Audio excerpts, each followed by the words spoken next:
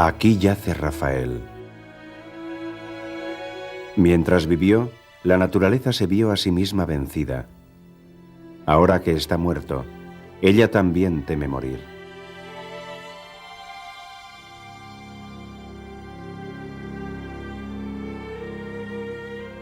En un tiempo, existía en Roma un grandioso templo dedicado a todos los dioses. Bajo su perfecta y clásica cúpula yacen los restos mortales de un artista que en su corta vida alcanzó un equilibrio excepcional y delicado, una serenidad perfecta, un estilo tan natural como ideal y una belleza atrayente y espontánea. En memoria del antiguo Olimpo, en el umbral de la eternidad, el Panteón es ahora la última morada del más divino de los pintores.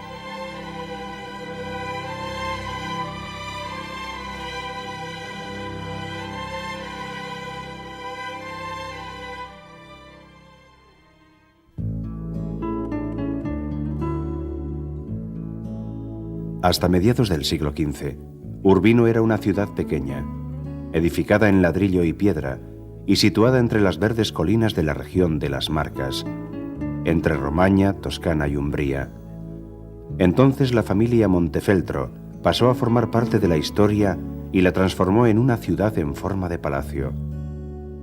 Cada calle, cada casa y el más pequeño de los rincones de Urbino jugaban un papel en su serena armonía. Una armonía en la que las elegantes proporciones, los ritmos arquitectónicos y la relación campo y ciudad parecen espontáneos y naturales. Aún hoy en día son un asombroso ejemplo de un diseño concebido de forma armoniosa. Rafael nació en esta casa, a las 3 de la mañana de un Viernes Santo, el 28 de marzo de 1483. La casa se conserva perfectamente, con su pequeño patio empedrado y ennoblecido por un decorativo pozo. La vieja cocina y las habitaciones enyesadas permanecen vivas con un cierto toque hogareño y acogedor. Incluso aún quedan algunos de sus antiguos utensilios.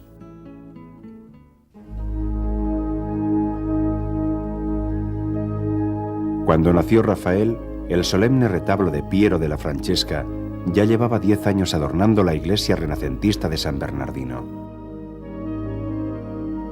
Este espléndido trabajo era, además de una obra maestra del siglo XV, el encargo más valioso hecho por un mecenas, el duque Federico de Montefeltro, quien transformó la pequeña y aislada corte de Urbino en un centro de la cultura y las artes sofisticado e internacional. El duque quedó tan impresionado que manifestó su voluntad de ser enterrado junto a esta extraordinaria pintura. Federico, que aparece en todos los cuadros de perfil para ocultar la falta del ojo que perdió durante un torneo, era un auténtico príncipe y un caballero culto e ilustrado. Él fue el artífice de la construcción del palacio familiar, cuyos trabajos comenzaron en 1465. La inigualable marquetería de su estudiolo nos cuenta su historia de forma simbólica. Como muchos grandes hombres de la guerra, Montefeltro, aunque pasó muchos años con la armadura puesta, amaba la paz. Ahora, finalmente, podía despojarse de los atavíos guerreros y entregarse a las musas. Abrir las estanterías y los instrumentos artísticos y de erudición de los que ahora podía disfrutar. Este pequeño rincón, situado entre los salones, era el preferido del duque. Por todas partes y gracias al talento del arquitecto dálmata Luciano Laurana y del arquitecto de Siena Francesco di Giorgio Martini, se puede apreciar el ejemplo más importante y más perfecto de la arquitectura civil del siglo XV. Un lugar al que acudían artistas de toda Italia, España y Flandes. Entre estos se encontraba Piero de la Francesca, con su gran obra La Flagelación. Pedro Berruguete, el retratista oficial del duque, escultores sofisticados y artistas del damasquinado. Y además, Justus de Gantes, con la comunión de los apóstoles. Paolo Uccello, con la profanación de la Sagrada Forma, y otros muchos.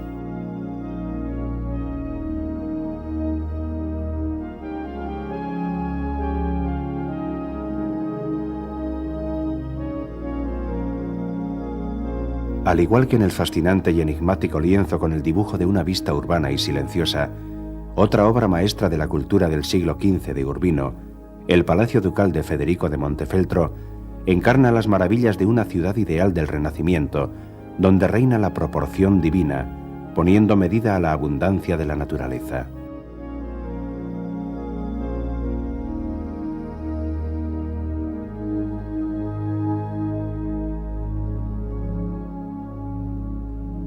Rafael se impregnó del espíritu del palacio desde su más tierna infancia.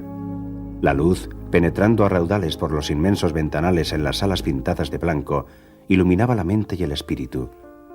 Esa misma luz le llevaba a observar más allá de aquellas paredes, a observar las colinas, las aguas del río Metauro y las curvas cerradas que van abriéndose camino hacia los desfiladeros de los Apeninos.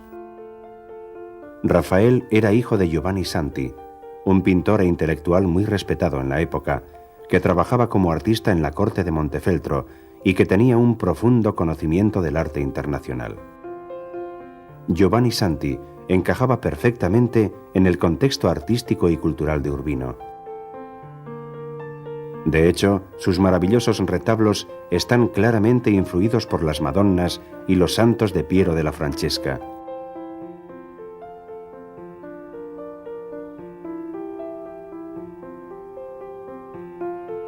Rafael pasó su niñez entre los salones del palacio y el estudio de su padre. Sus juegos infantiles estaban ya enfocados a su preparación como pintor. Aprendió cómo manejar un pincel, cómo mezclar los colores y preparar un tablero o una pared para un fresco de su padre.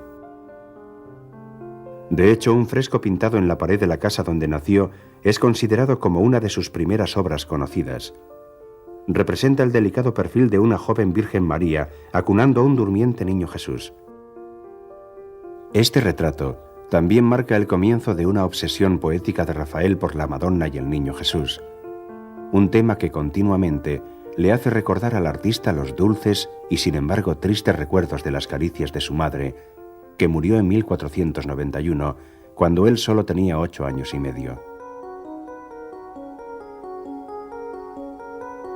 Poco menos de 3 años después, en 1494, Giovanni Santi, que se había vuelto a casar, también murió. A los 11 años, Rafael se encontró solo en el mundo. Aún era un niño, pero ya heredó el estudio de su padre, emprendiendo los primeros pasos de su carrera como artista y entablando una batalla emocional con su madrastra. Este fue el principio de un largo período de estudio y aprendizaje, durante el cual Rafael fue sedimentando su precoz formación en Urbino a través del continuo contacto con el artista más famoso del momento, Pietro Perugino. Fano, una pequeña y deliciosa corte de Malatesta, fue la sede de este paso estilístico.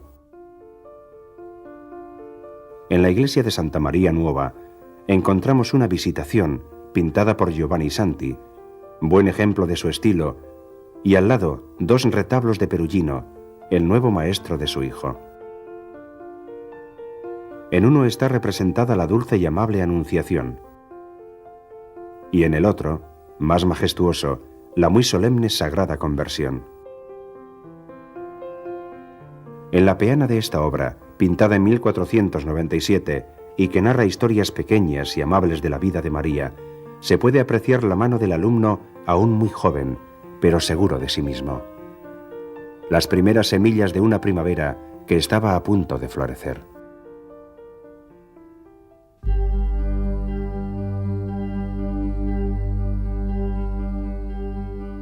Rafael parte junto a Perugino a Umbría. Allí comenzó a frecuentar la austera pero siempre hermosa Perugia, una ciudad a la que se iba a sentir muy unido. A la sombra del palacio de Priori, estudió las antiguas leyendas pintadas por Giovanni Pisano en la monumental fuente de mármol de la Piazza.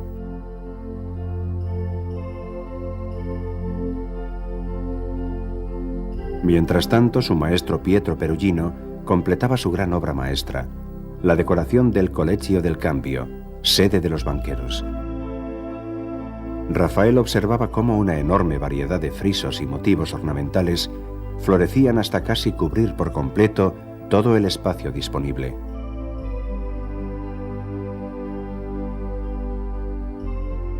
El autorretrato de Perugino aparece en la pared donde unos desgarbados héroes de los mitos clásicos y de la Biblia se alinean como variados y al mismo tiempo sofisticados guardias de honor.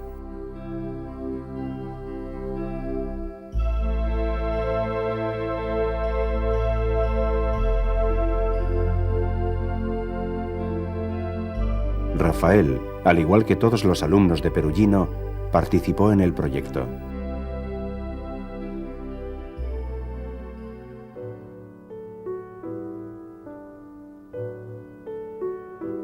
A los 16 años, en los contratos que firma el precoz Rafael, ya se le cita como el Magister, el maestro. Aunque siguió en contacto con Perugino, ya dirigía su propio estudio. Los mecenas de Città di Castello fueron los primeros en depositar su confianza en el joven artista, y allá por el año 1500 le encargaron diversos trabajos muy interesantes, aunque casi todos ellos fueron a parar a otros lugares. No obstante, en el espléndido Palacio Renacimiento, que alberga la Pinacoteca Municipal, permanece el estandarte de la Iglesia de la Trinidad, que a pesar de estar mal conservado, mantiene una cierta belleza, sobre todo en la serena escena de la creación de Eva.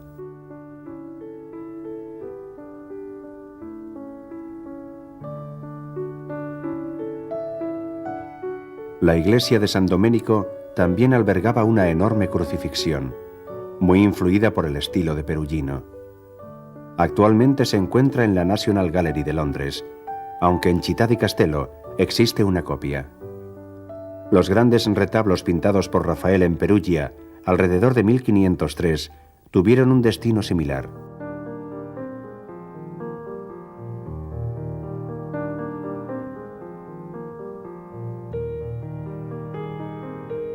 Entre sus torres, palacios y sus austeros muros de piedra, Perugia solemnizaba los primeros signos del Renacimiento con su propia y delicada escuela de pintura. Preparado para unar directamente el estilo de Umbría en general y el de Perugino en particular, un Rafael de 20 años proyectaba un retablo solemne, complicado y deslumbrante para la iglesia de San Francesco al Prato, que actualmente se encuentra en la Pinacoteca Vaticana. Está claramente dividido en dos secciones. En la parte inferior describe a los apóstoles reunidos alrededor del sarcófago y la parte superior representa la coronación de la Virgen María.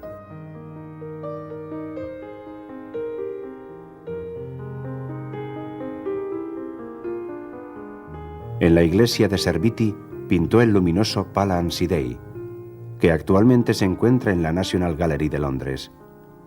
Un bello teorema equilibrado de geometría y luz, con referencias al estilo de Piero della Francesca. En 1504, Rafael regresó a Città di Castello y pintó la obra maestra que marcó el final de su travesía juvenil. Los Albicini le hicieron un encargo para la capilla familiar de San Francesco. La escena representa la explanada del gran templo que se atenúa entre un paisaje lejano de colinas, campos y bosques. En el centro, la puerta de 2 hojas del templo.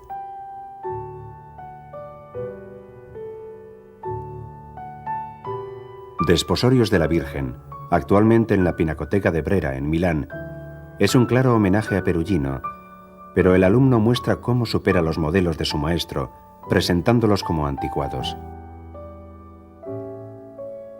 Predomina la delicadeza. La emoción es comedida, incluso en el grupo de los pretendientes, que decepcionados rompen sus bastones. Está firmado y fechado por Rafael en una hermosa letra clásica, donde se denomina a sí mismo como Urbinate, o de Urbino.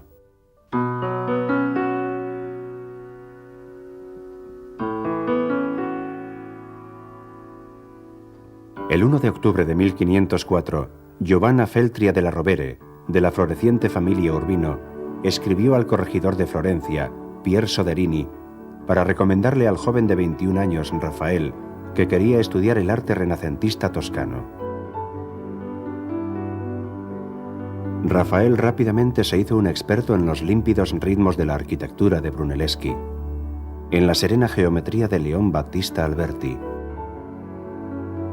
y en la nobleza de Donatello.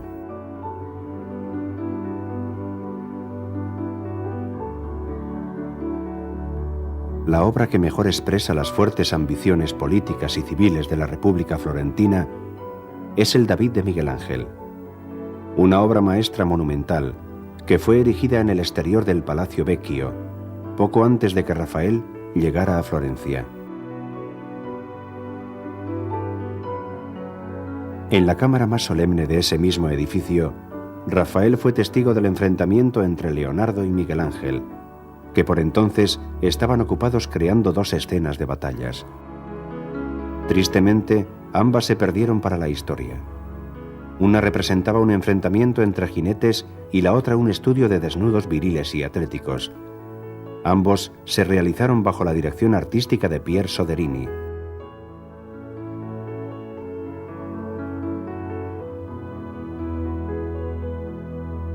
Miguel Ángel tenía entonces casi 30 años y era el heredero más convincente de la más pura tradición pictórica florentina.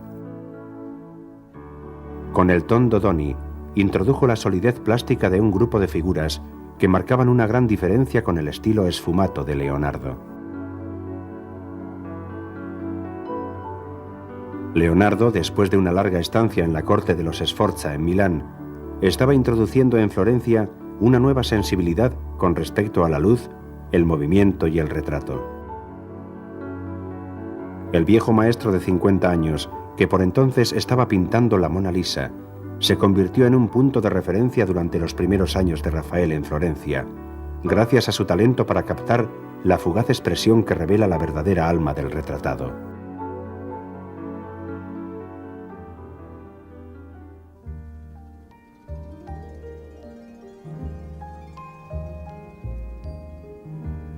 Joven, guapo, con inspiración y perfectamente educado en la etiqueta de la corte intelectual, Rafael ascendió rápidamente la escalera del éxito.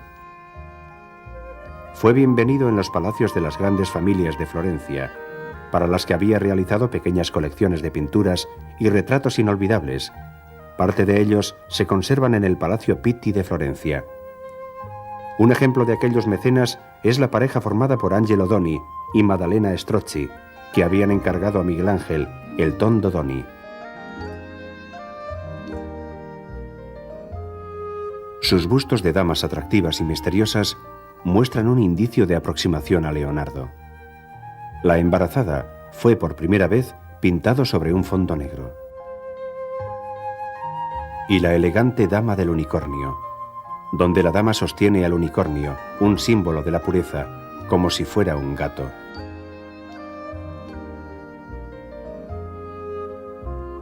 Especialmente enigmática y extraordinaria es la dama con la boca completamente cerrada, tradicionalmente conocida como la muta, y que se exhibe en el Palacio Ducale de Urbino.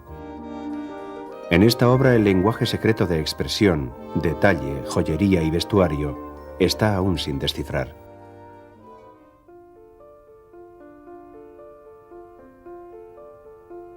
Rafael empezó a trabajar para las mismas familias florentinas en una serie excepcional de Madonnas pintadas sobre madera. Todas aquellas sofisticadas familias estaban muy al día en cuestiones de arte. Con sus sonrisas hermosas, naturales y serenas, Rafael nos introduce en una serie extraordinaria de variaciones sobre el tema más famoso y popular de la historia de la pintura.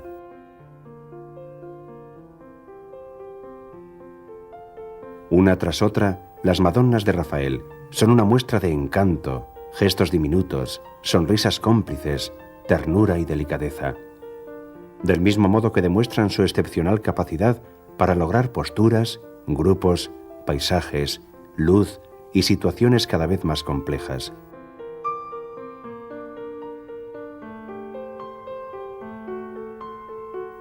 Rafael acabó bruscamente su ajetreado período florentino con la inacabada, trémula y completamente nueva Madonna del Baldaquino, para la Basílica del Santo Espíritu.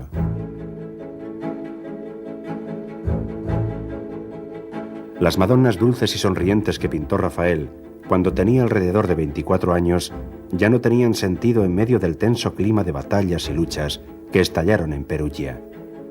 Entre los miembros de la familia Baglioni se entabló una lucha por el poder tan encarnizada que estuvo a punto de estallar una auténtica guerra civil. Grifonetto pagó el litigio con su vida, murió apuñalado por sus familiares.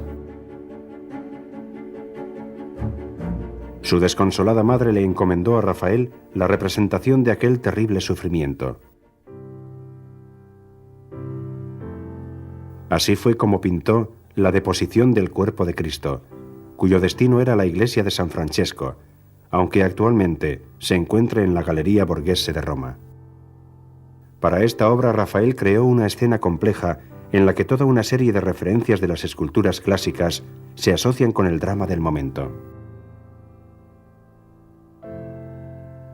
Apartándose una vez más del estilo de Perugino, Rafael creó una obra nueva e intensa que capta la culminación de la tragedia con una Madonna desfallecida. Aún en Perugia, Rafael volvió a pintar al fresco en el oratorio colindante al monasterio de San Severo, donde describe la Trinidad rodeada por un semicírculo de santos sentados sobre nubes en la parte superior del luneto.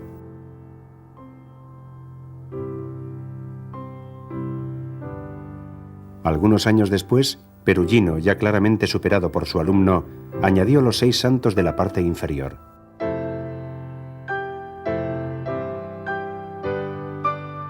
El fresco de San Severo, aunque muy mal conservado, es considerado como la primera muestra de los encargos posteriores que Rafael iba a recibir en Roma, donde el Renacimiento vivía su momento culminante.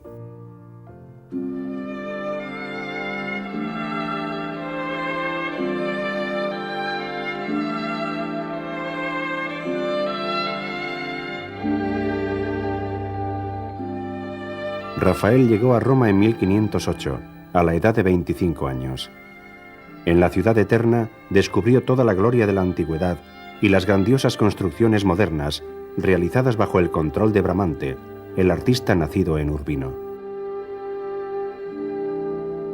En aquella época, el pontífice de Roma era Julio II, uno de los papas más grandes, más vitales y más polémicos en la historia de la Iglesia. Él fue el que empezó a reconstruir San Pedro y el que eligió a Miguel Ángel para pintar la Capilla Sixtina. También quiso que Rafael decorara sus aposentos privados en el Vaticano. Rafael comenzó las estancias en 1508 y se concluyeron después de la muerte del pintor, un conjunto de aposentos de los más hermosos del mundo. Cuando Rafael llegó a Roma, varios famosos artistas habían pasado años trabajando en los aposentos privados papales. Julio II reconoció el gran talento del joven pintor y en un típico gesto autoritario hizo destruir todo el trabajo anterior y dejar toda la reconstrucción en manos de Rafael. El primer aposento o estanza había sido anteriormente el estudio privado del Papa. Sobre la pared destinada a los libros de teología, Rafael pintó el grandioso Disputa del Sacramento.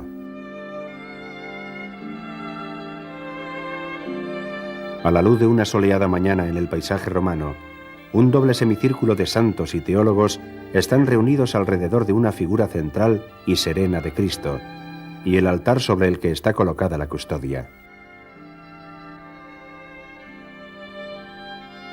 En la pared destinada a los libros de filosofía encontramos la Escuela de Atenas. Bajo las enormes bóvedas del Templo de la Sabiduría, Platón y Aristóteles guían a un grupo de filósofos clásicos. Platón, un idealizado retrato de Leonardo, está apuntando hacia el cielo, mientras Aristóteles señala la tierra. Por todas partes, en todo tipo de posturas, gestos y expresiones, nos encontramos con uno de los grupos de personajes históricos más vibrantes y más complejos jamás pintados en toda la historia del arte. También aparecen otras caras famosas. Miguel Ángel es el ceñudo y solitario Heráclito. Bramante es representado como Euclides, con el compás en la mano. El mismo Rafael aparece medio escondido, con su rostro pálido y delgado, y aún con rasgos de adolescente.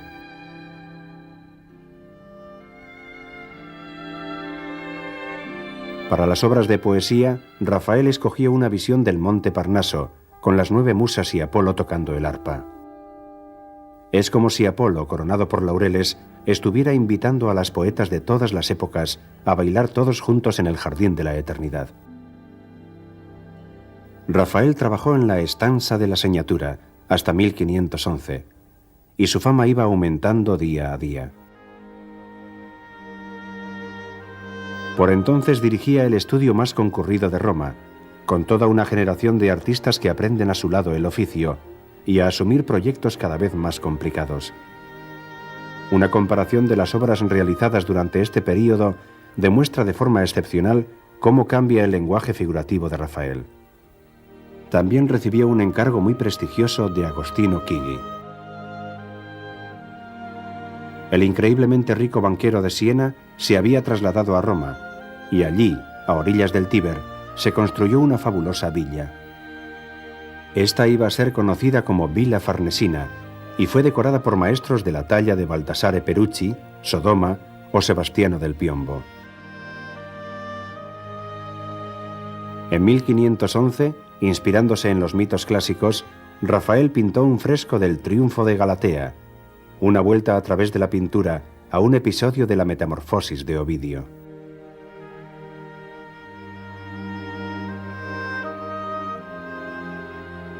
Describe una escena de una pureza cristalina, una expresión del gran amor que sentía Rafael por el arte y la literatura de la antigüedad, un equilibrio de creación perfecta y de una seducción inmediata.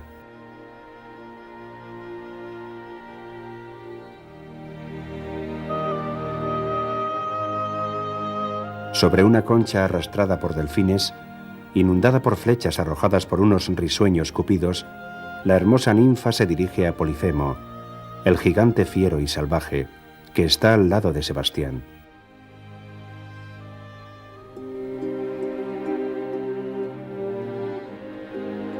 De nuevo para Chigi, esta vez en la iglesia de Santa María de la Paz, Rafael pintó una escena de Sibila sobre un arco, un homenaje a los ideales de Brunelleschi. Estas escenas representaban un ejemplo de ritmo unido por gestos y miradas pintadas al fresco en una cornisa. Durante este período, Rafael trabajó sin descanso. El protonotario apostólico Rotmagen le encomendó ambiciosos proyectos para la hermosa iglesia renacentista de San Agustín. En el interior, Rafael rinde un claro homenaje a Miguel Ángel, pintando al profeta Isaías sobre una pilastra que sostiene un grupo de mármol creado por Andrea Sansovino. Se le representa como un individuo enérgico, con un rostro intenso y concentrado, que parece haber descendido de las bóvedas de la Capilla Sixtina, pero al mismo tiempo su brusquedad se atenúa con la presencia de 2 delicados ángeles. Santa María in Aracoeli, en el Capitolio de Roma, fue también la sede de una de las grandes obras de Rafael, la Madonna di Foligno, pintada alrededor de 1511 y actualmente en la Pinacoteca Vaticana. Este monumento es un exvoto ofrecido por un cardenal cuya casa se salvó de la catástrofe cuando cayó un meteorito. Aunque contemporáneo con el clasicismo del Triunfo de Galatea y el Isaías inspirado en Miguel Ángel, el retablo tiene el colorido, los paisajes y la luz de la pintura veneciana. Especialmente famosa por el detalle de los 2 ángeles pensativos apoyados en el alféizar es la Madonna Sixtina, que en un principio se encontraba alojada en la iglesia de San Sixto, en Piacenza, pero que alrededor del año 1700 fue evacuada al Museo de Arte de Dresde. El rostro de la Virgen nos recuerda al de la amante de Rafael, Margherita Luti, la hija de un panadero de Siena, que se hizo famosa con el sobrenombre de la Fornarina.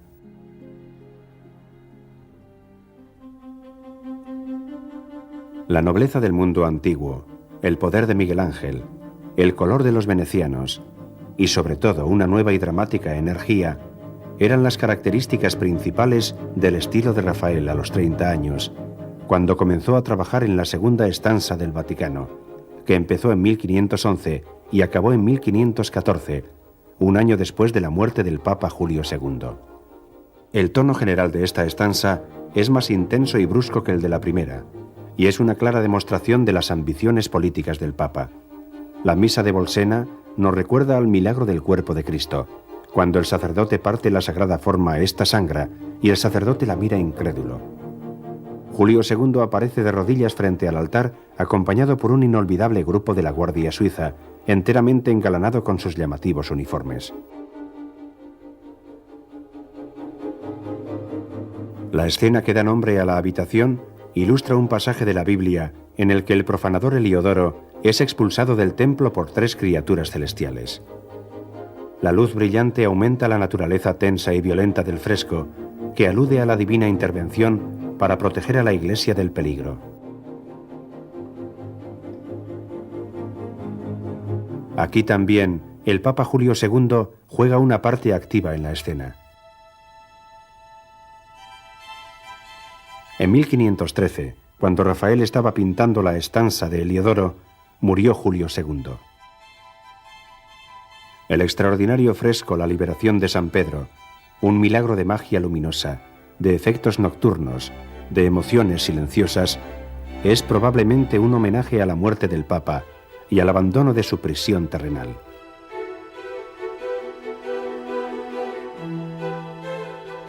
El nuevo Papa, León X, hijo de Lorenzo el Magnífico, era natural de Florencia y un sofisticado mecenas de las artes, un hombre de paz y moderación en completo contraste con su apasionado antecesor, al que le gustaba involucrarse en conflictos violentos. Rafael conocía muy bien el carácter de León X y unos años después le rindió homenaje pintándole en un grandioso retrato de una exactitud impresionante. Dicho cuadro se encuentra ahora en la Galería de los Uffizi. León X hojea con mano experta una preciosa Biblia, mientras 2 cardenales observan detrás de él. La pintura es una llamarada de púrpura, miradas brillantes y emoción. En 1514, Rafael también comenzó a trabajar en la tercera estanza para León X. A esta se le denominó la estanza del incendio del Borgo, según el tema del fresco más importante y el único que fue pintado en su totalidad por Rafael. Representa un incendio en la Roma medieval. En este fresco, Rafael da rienda suelta a todo un espectáculo de gestos, vestuarios y personajes de la antigüedad. El fresco de Rafael fue una fuente de inspiración durante casi un siglo y supuso un punto de referencia obligatorio para los pintores manieristas.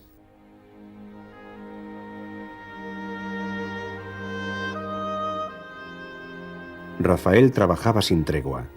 Su papel intelectual se había ampliado para abarcar nuevos horizontes, como la arquitectura, el estudio de la arqueología y la conservación de la herencia artística y la organización de piezas decorativas cada vez más ambiciosas. Un ejemplo elocuente de esto último es el nuevo encargo de Agostino Chigi. En la misma villa, a orillas del Tíber, en donde años antes había creado el Triunfo de Galatea, Rafael coordina ahora la realización de frescos ornamentales, dirigiendo a su equipo en la ejecución de los frescos en la Loggia de Cupido y Psique, que decoraron con gran cantidad de dioses. La nostalgia por la antigüedad reunió en torno a la obra a un gran equipo en el que sobresalían Giovanni da Udine, Giulio Romano y Perín del Vaga.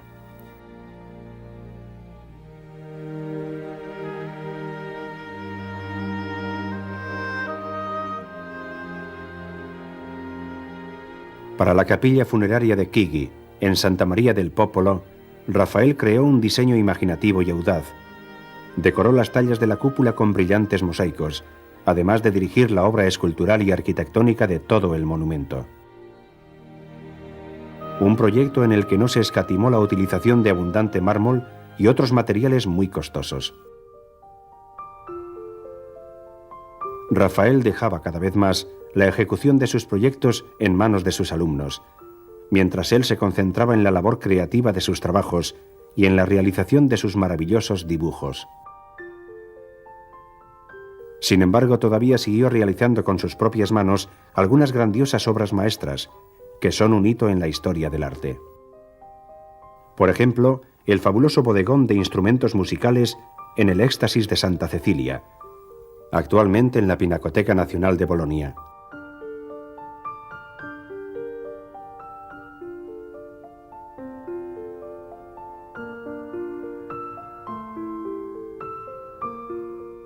o el dulce y vertiginoso torbellino de belleza del tondo de la Madonna de la Silla, donde la sublime perfección de su geometría armoniza con una gran espontaneidad y naturalidad. También existen decenas de retratos de personajes ilustres. Todos ellos parecen mantener una conversación directa con el que los está observando, como Baltasar Castiglione, de apariencia amable. El dinámico Fedra Inghirami, el joven y sofisticado cardenal. Rafael también pintó su propio autorretrato en el que aparece con un amigo. La cara ovalada y enmarcada por una barba corta y oscura. Y finalmente nos encontramos una vez más con el rostro risueño de la Fornarina, un cuadro de una seducción comedida. Rafael firmó este retrato especial sobre la cinta que su amada portaba alrededor de su regordete brazo, casi como si fuera una caricia.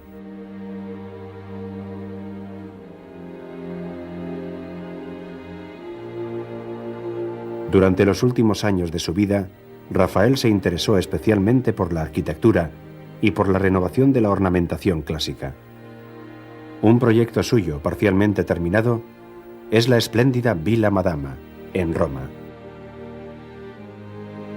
Todas las salas están decoradas con maravillosos estucos y frescos, directamente inspirados en la Domus Aurea, de Nerón, y en otras excavaciones arqueológicas.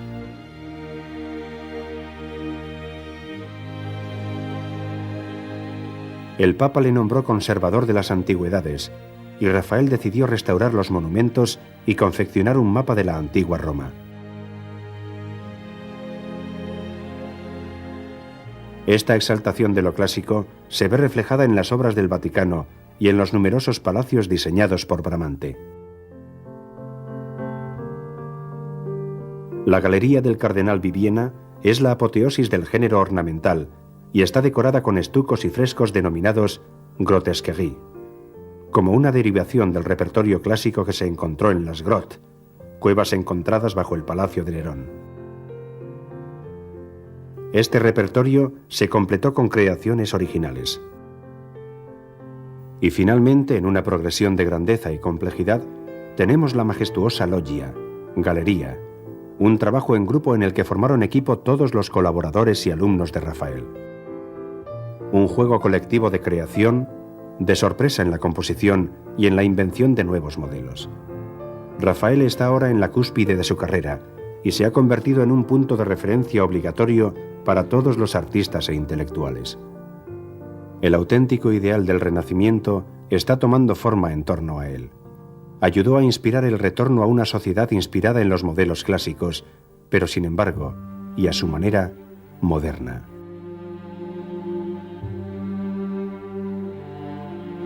Pero el destino estaba a punto de abatirse sobre este artista elegido por los dioses. Rafael estaba trabajando en un enorme retablo cuando en el Vaticano tuvo lugar un extraño presagio. Sus últimas pinceladas fueron para la grandiosa Transfiguración en la Pinacoteca Vaticana. Esta es una escena realista, llena de presagios y emociones. En la zona inferior, los apóstoles y otros personajes se mueven entre un color brillante y una oscura sombra para acentuar la intensidad de los gestos y de las figuras. La multitud se arremolina en torno a un chico poseso que ha resultado milagrosamente curado. Hacia arriba, en una atmósfera enrarecida, vemos la imagen de un Cristo radiante elevándose hacia la luz, un símbolo de pureza y de lo absoluto.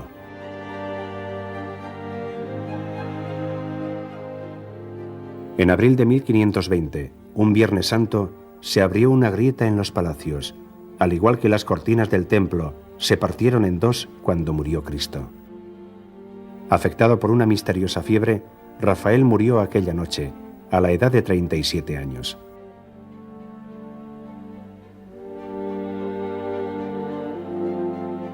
La noticia se difundió en pocos días. Parecía la señal de que repentinamente una era había llegado a un brusco final. Rafael hizo más esfuerzos que nadie para conseguir alcanzar la belleza perfecta. De hecho, casi lo consiguió. Y ahora con él, bajo la cúpula del Panteón, el templo de todos los dioses, está enterrada para siempre la imagen de la dulce nostalgia, de la eterna juventud.